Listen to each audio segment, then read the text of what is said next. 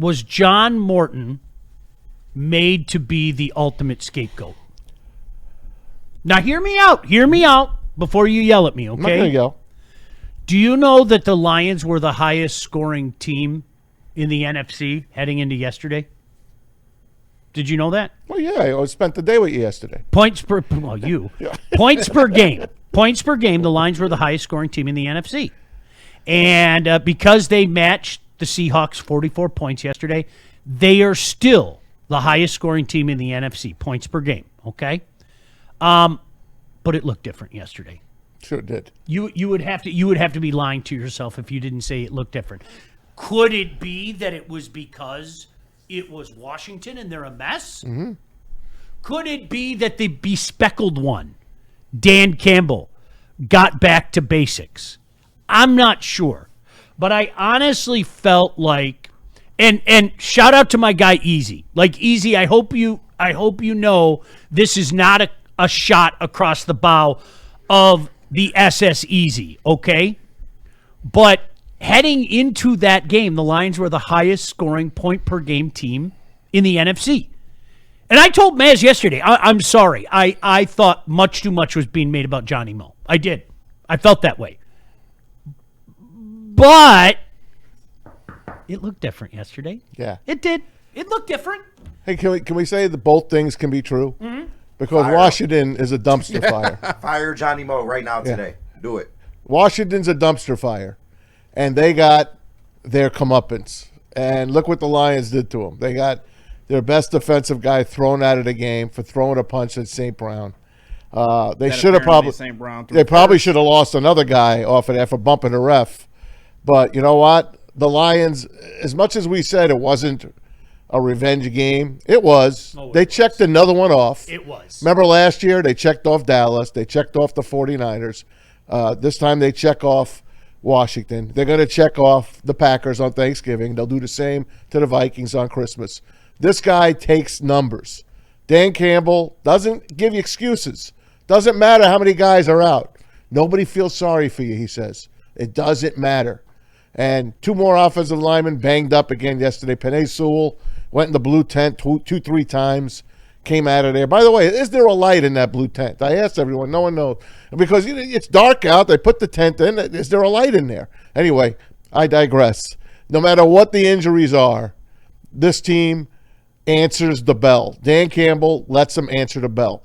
And they got rid of Washington. They eliminated them, basically, from any chance of making the playoffs. So it was kind of funny that you were saying that because nobody feels sorry for you in the National Football League. One of my buddies who's a Washington fan, like, actually made the comment to me, like, hey, dude, we're the walking wounded. And I was like, please, whatever you do not bring that up to me. You could bring it up to a lot. Mm-hmm. Yeah, and I was looking for the graph. I couldn't find the graph. Remember the graph that was going around last year? Oh, yeah. Here's everybody else's injuries, and there's the Lions' injuries. Yeah. Like, shut up. Nobody's going to feel sorry for you. Maz, I couldn't agree with you more. There was something different. Mm-hmm. Though that was personal yesterday. That was personal. They went for 2. And you know what it was? They went for 2 for no reason. Do you know what I loved? I loved getting the ball. Like we haven't seen this in a while, where the Lions control the clock, and they say, we're going to put some points on the board before the half. Okay? It might be a touchdown.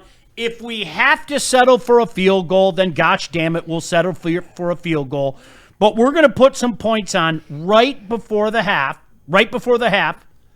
And then we're going to get the ball back to start the second half and put some more points on. And you're talking 10, 14-point swings. And like, seriously, not enough is said about that. They've done that so much, okay? That's a 10 to 14-point swing, unless you settle for 2 field goals, which we know the Lions in all likelihood aren't going to do that. That's huge to me.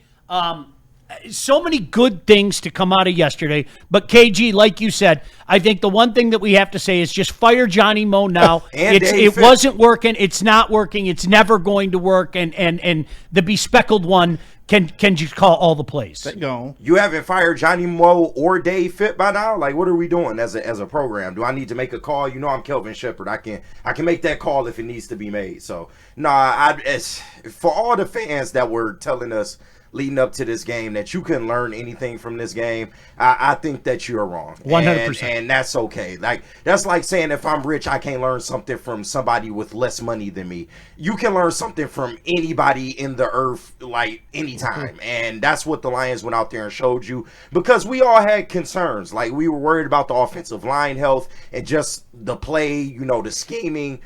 You were worried about the offense as a whole.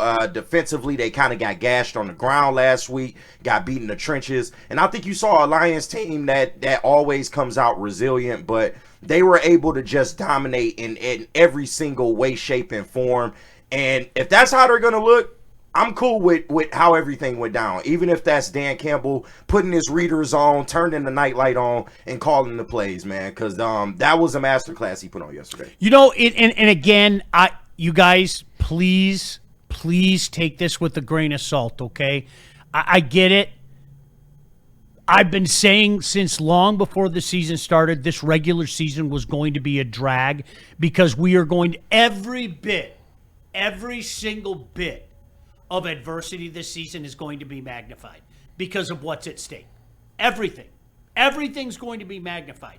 We have not done what the Kansas City Chiefs have done yet, where they ho-hum their way through a regular season. Maybe they win the last 4 games, finish 11-6, and go win a Super Bowl. We haven't done it yet, okay? So with that being said, I know everything was going to be magnified. But, you know, guys, a week ago at this time, do you know how many John Morton broke this offense memes I saw? They were everywhere. Yep.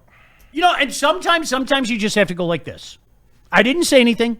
Honest to God, KG, I said nothing. I know. I just went. Now, yesterday, a week later on the pregame show, it was time to start talking again. Hey, guys, let's put things in perspective. This is still the highest scoring offense in the NFC points per game. Like, what are we talking about here? And they went out and did it. And I know, KG, like you were joking about, I know everybody and their brother is going to say, well, it was DC, and it did look different. I'm trying to put it in perspective and say it was also Washington. But I think we all needed to see that. We all needed to see what happened yesterday. We did, and if we had lost that game, you definitely would have learned something from that, because everybody would be flooding to hear this team's garbage. Oh, they ain't going nowhere. They're not a Super Bowl team. We would have heard the whole gambit. But I'm just happy that they took care of business the way they needed to on the road. It was almost like a glorified home game, the way you just served it up. And I think they're going to be primed and ready for this Eagles team coming in here. And that's a litmus test next week. That's a very important game on the schedule, one that we all looked at. And I'm looking forward to it. There are two teams that match up very, very well. And I'm just intrigued about how it's going to shake out. I want it. I know. I want it. Philly plays tonight. We'll see what they got tonight against Green Bay. Do us a favor and beat Green Bay. Could you do that, Philly? Yeah, and then absolutely. we'll repay the favor by beating you at the link next week. Fall guy. That sounds good. Sometimes you got to be the fall guy. Hey, yesterday all the beat writers were writing. They were trying to dispute Dan Campbell calling the plays. They were all saying, well, he always has something in front of him. He always has the board in front of him. I don't think he's calling the plays. And then the camera goes up to John Morton, who's just sitting there. And then the camera goes down. Fox did a good job. Then the camera goes down to Dan Campbell. Got his glasses on. He's reading. Johnny Morton up there, just sitting there. You just sitting there not doing nothing. So, yeah, Dan Campbell called the offense yesterday. And we're going to hear a cut from everybody. But Jared Goff, they asked him, when did you know? And he was kind of hemming and hawing. He's like, well, when did you know? And they were laughing. And he's like, we knew at the beginning of the week. At the beginning of the week, Dan Campbell told his team, I'm going to call the plays. But we're all doing this together. This is a cohesive offensive unit. Every person that's involved in this offense has something to do with this offense. So John Morton's not going anywhere. He's just not calling the plays. And Dan Campbell joins probably half the league where their coaches call the plays. Thank you, man. And some of the big guys, Sean McVay, Kyle Shanahan. There's plenty of coaches. Yes, they call their plays. Offensive coaches call their plays. Ben Johnson calls his plays. I'm just happy that Christian Mahogany has made the transition to the Lions offensive line coach so Did I write that right smoothly. away? We had another Deion Branch moment from Jonathan Vilma. Oh, my God. I put it up at the beginning of the game. No. Johnny. I put up, we got Vilma again, guys. No. Be ready. Johnny, Come on, man. Johnny. Then and I am not going down this road. I hope you know me. Are you talking about Trump? The uncomfortable conversation between Trump and Jonathan. 6'7" twice. Literally Twice. I thought I was the only one that noticed like it that. literally, it was. He did a 6'7" twice to President Trump. Right. That went, he didn't even listen to it. Trump's not listening to him. No, Right. he's not listening to anything. He's not listening to it. My He just want to be on TV. That's Exactly. J-Mo, let's get to some of that sound that Maz was talking about. J-Mo with some post-game comments. On every single drive tonight, the offense scored, and there were 4 receivers who had 49-plus receiving yards each. What is the number one thing that elevated this offense tonight? I think, spreading it around and let everybody get going. That's what we did. And you see, we got 44 points. It's one of the highest we had this season. I think our second highest. And I think it was just the main thing was just getting out there and getting our guys going. We had a chip on our shoulder from last year. We just used that as an advantage to us to go out there and go extra hard on them boys today. Second time this season you've eclipsed 100 receiving yards in a game. What kind of chip is on your shoulder? Man, I just want to play ball, make plays, man. Shout out to Coach. He told me, I'm coming to you, and all I could do is just be ready. That whole drive was shout out to Coach, man. He believed in me, and I went out there and made the plays when my number was called. So, that's all I could keep doing is making plays when my number called. And that's it. Detroit needed another bounce-back win tonight. How do you make sure your team sustains this momentum? That's what we do, man. Nobody like losing. When you lose, you got to go and correct the mistakes that you make. And we did that with a quickness and a hurry because, we felt like we wasn't supposed to come out on the bottom last week. It was supposed to be just like today. And once we fix those things, it's kind of hard to stop us. We put on a lot of points. You see our offense. It's just crazy when we get going. Like, it's almost like nobody could do nothing with us once we own our stuff. You see every drive was a touchdown. I don't know how many drives that was, but every drive was points, so that's big for us. Congrats, J-Mo. Thank you. 7 targets, 6 receptions, 119 yards, the touchdown along a 41. I thought he was just a decoy. Just a decoy, high-priced decoy. That's it. That's it. Did John Morton know he was on the team? I think he did. Well, as you know, that John Morton, he's. I think if we did an investigation, he is the source of a lot of evils in this world. I'm going to be honest with you. Yeah. Hey, the Jets fired him. I said it yesterday. He's not that good. Where was John Morton on 9/11? Yo. We need to know. Has he ever been to Dallas? Was he in Dallas in 1963? Was he in the grassy knoll? He might have been. He was like 5. Did he kill Bill Walsh? He may have killed Bill Walsh. Kill Bill Walsh. You guys, I'm going to say it again. You guys, we were the highest scoring offense in the NFC, and we still are. Like that. That's just kind of, it's a reality. I didn't chastise last week. There's a time and a place. But I think to blame John for Well, he wasn't great. breaking the offense, He wasn't great, He Sean. wasn't great for 3 weeks.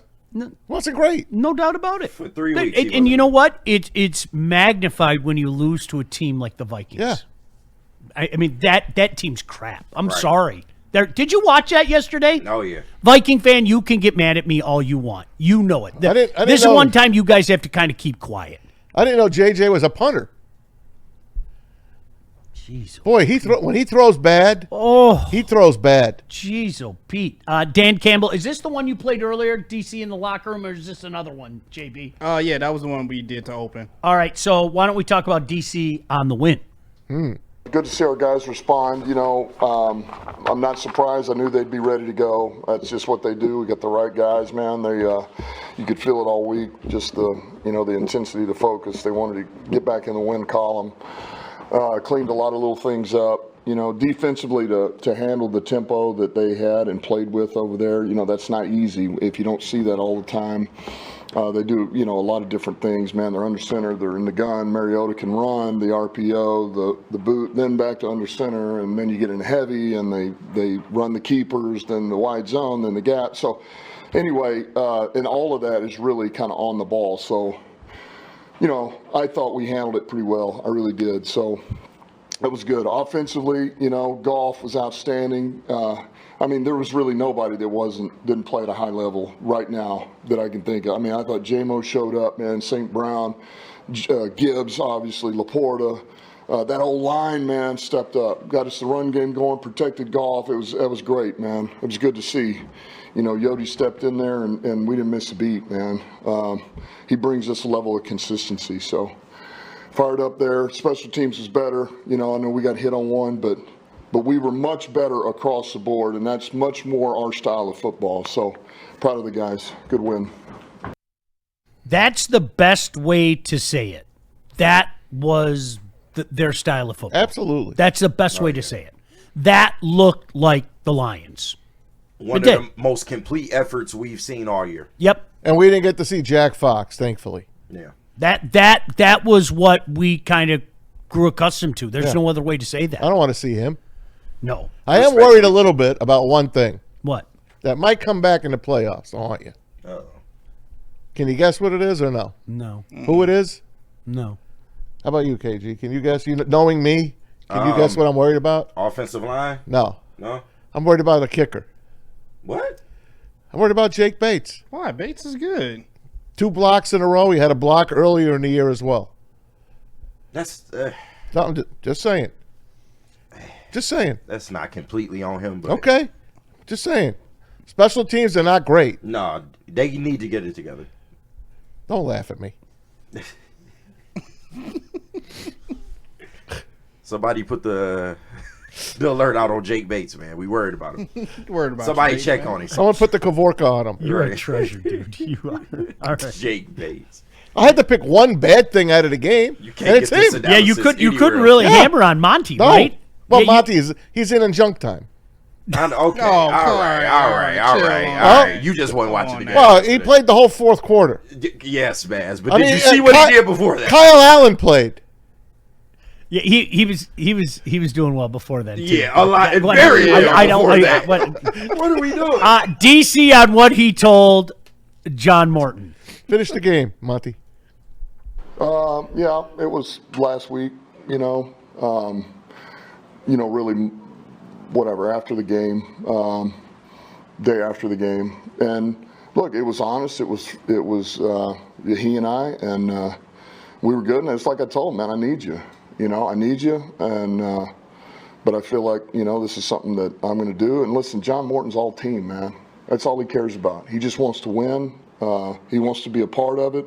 He wants to help where he can, and he was outstanding today. And he's done nothing. He's a grinder. He's a worker, and he just tries to help and give you anything that you can possibly need for the game. So it was. Look, if you're him, of course it probably doesn't feel too good. But he's also, man, he's a pro, and he understands everything. And so we move on. And there was no guarantee that anything was going to change today, but. Look, the guys did a hell of a job. Our players were outstanding today. Fire him. I'd fire him, and then I'd immediately Get him let outta you- here. You bring in players off the street anyway on Tuesday. I hope there's about 10 kickers down there. Oh yeah, for real. Because All clearly right? we're in need That's of a what I'm. kicker. That's what I'm looking at. Clearly we're in need of a Listen to me. Did you hear what he said at the beginning? No. I told him after the game. He told him after the Viking game. I'm making a change. I don't think that's a bad thing. I'm just saying. You think we were throwing up in our mouths last week? He had enough. So as much as you want to say, Sean, we're the highest scoring offense, this, that, he'd had enough. Because he, just like us, was watching a team that did not look like the team we know they are. I will say beyond a shadow of a doubt, we blew it out of proportion.